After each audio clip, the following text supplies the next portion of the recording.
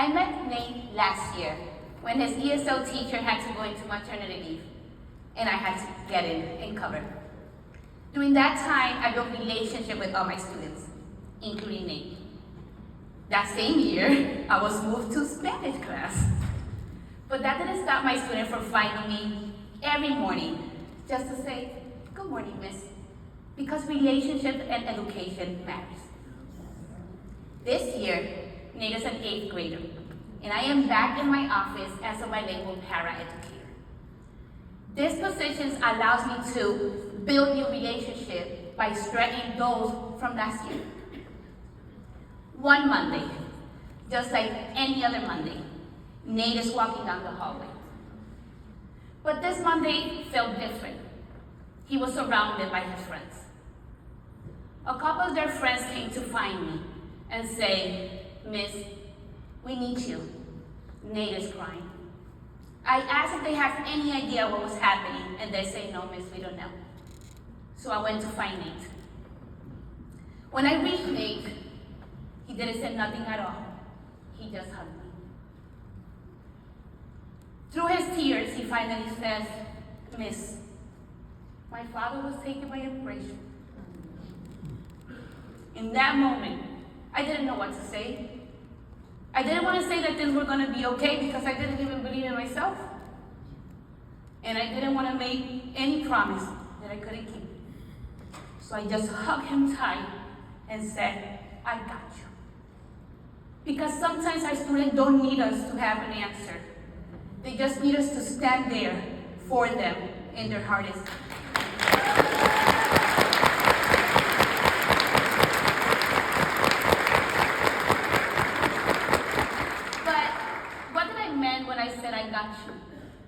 It meant that I will be there for Nate in any way I could. One way was food, because let's be honest, who doesn't like food, huh? I learned how to make pan de queso, Brazilian cheeseburger, because I wanted Nate to have something that reminded him of home, a piece of home. Second, I love for music, especially that one. Our song, Titi Me Preguntó. So every time we saw each other in the hallway, he will start, I will continue, I will start, he will continue. Those were our memories.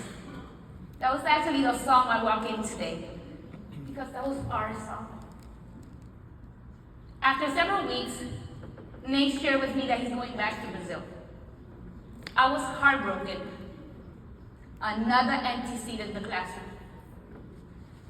So, a couple of friends and I decided to give him a care package that he would take with him as a reminder that he belongs somewhere.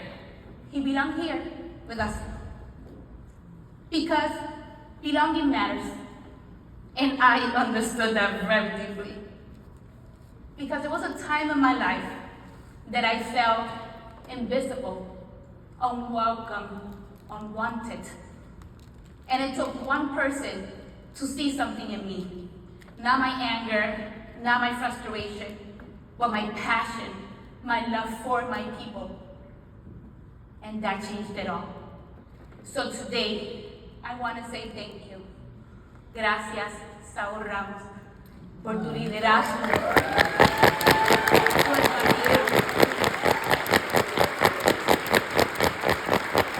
Thank you for your resilience. Thank you for seeing me when I needed someone to believe in me.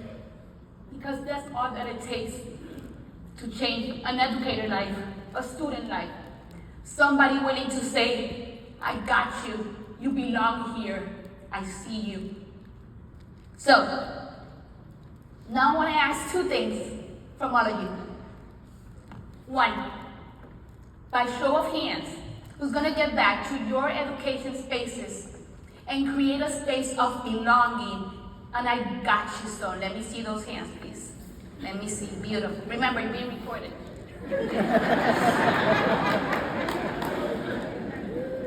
Two, I want you to take your time and look to the person on your right and say, "I got you."